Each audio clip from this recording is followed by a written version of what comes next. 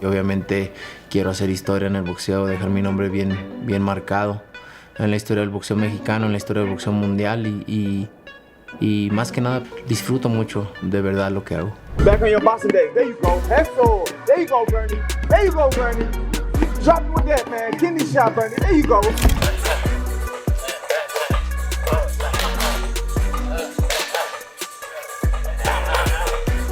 Man, this ain't just a fight. This is like two superheroes crashing into each other's universe. You got Bud Crawford walking in like, yeah, I solved every puzzle they threw at me, next question.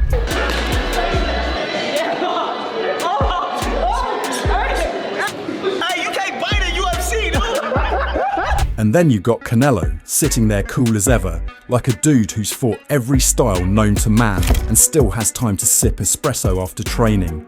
I don't know about y'all, but I feel like we're watching the cheat codes of boxing collide.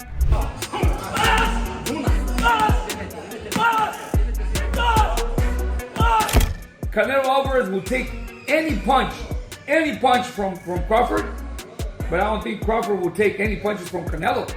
Crawford's got that quiet storm energy, while Canelo's the guy that makes refrigerators look like sparring partners. I swear, if confidence could punch, this press conference would have had a 10-8 round already. Bruh, let's be real. Crawford's walking in, like the kid at the park who says, I don't care who got next, I'm running the court all day. That's the energy he's bringing, and I respect it. I don't have to have enough power to hurt him. I just gotta beat him.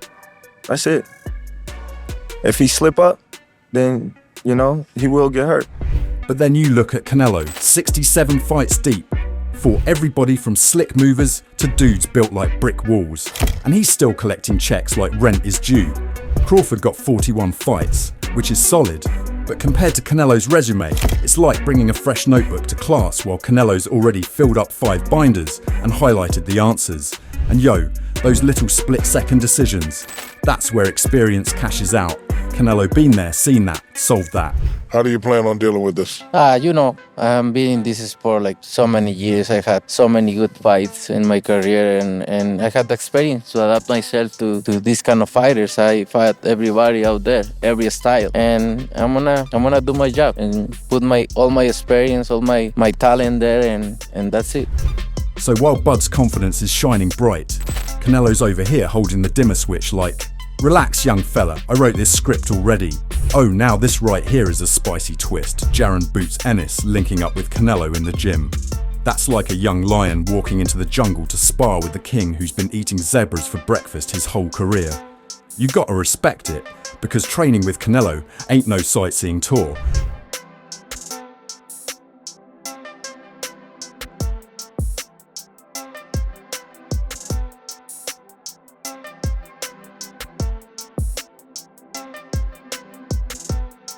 You're getting a front row seat to elite IQ, foot placement, feints, and those body shots that feel like a car crash in slow motion.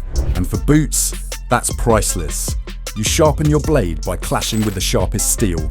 And who's sharper than a dude that's been in with Mayweather, GGG, and Kovalev? If I'm you, I'm paying close attention, because that experienced Canelo dripping on him might just turn Ennis from dangerous into downright scary.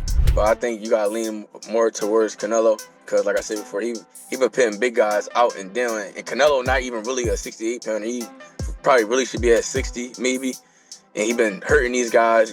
I don't know, it's gonna be a great fight. The fans want to see it, so so be it. Man, let's keep it a buck. Canelo's resume looked like a Hall of Fame mixtape. He's danced with every style, 8 punches from monsters like Triple G, and still walked out the ring looking like he just left a photo shoot. That kind of mileage sharpens your instincts in ways you can't fake.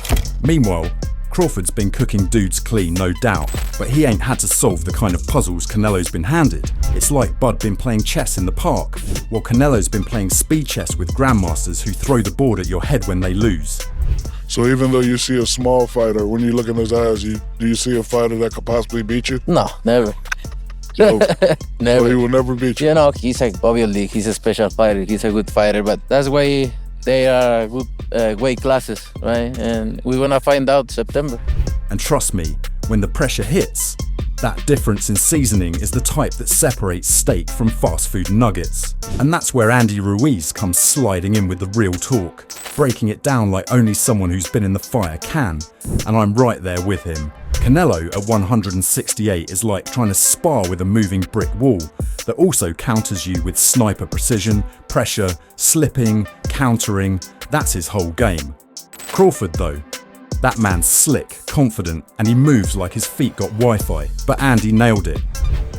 We don't know how he's gonna move. I don't know if he's gonna be that fast. I don't know if he's gonna be able to handle his pressure, you know, because Canelo's really good at pressuring, coming forward, slipping, countering. This is Bud's first dance at 168, and we don't know if he's bringing lightning speed or moving like he just ate a heavy buffet.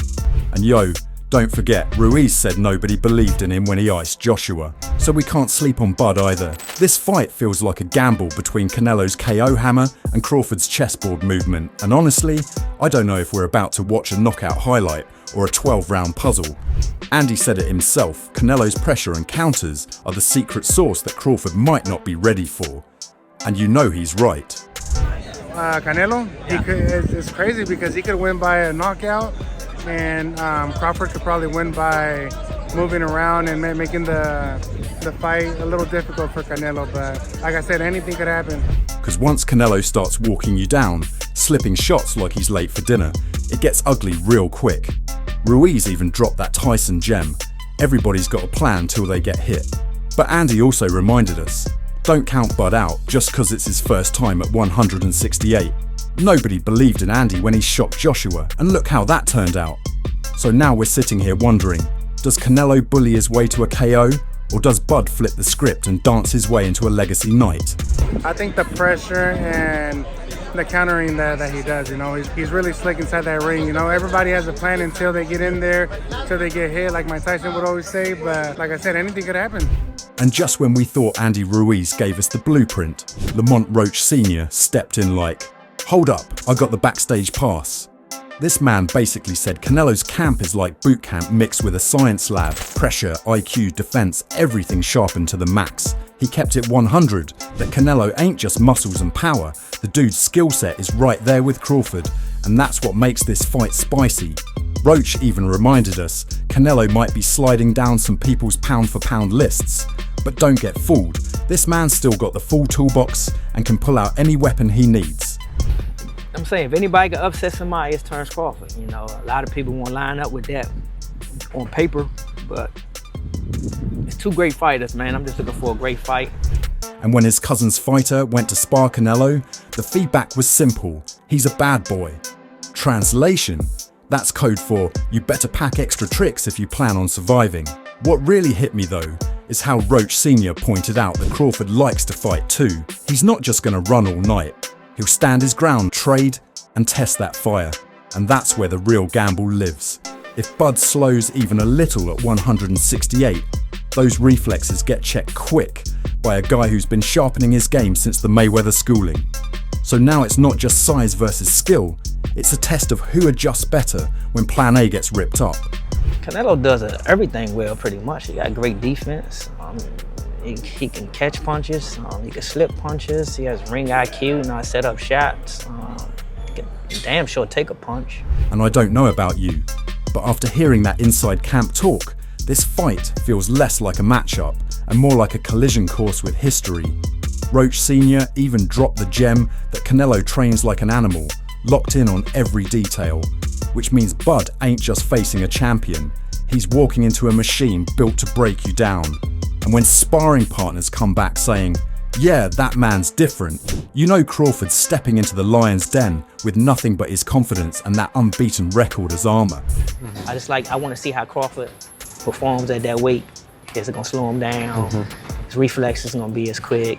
You know what I'm saying? Crawford like to fight too. You know, that's the thing too. Crawford he ain't gonna do a whole lot of running. And that's why this Canelo versus Crawford showdown feels bigger than just another fight. It's legacy, it's pride, it's a collision of styles that could rewrite the game. So I gotta ask you, who you rocking with? Drop your predictions in the comments and don't ever forget to like this video, share it with your fight fam, and subscribe to the channel for more of this unfiltered boxing talk.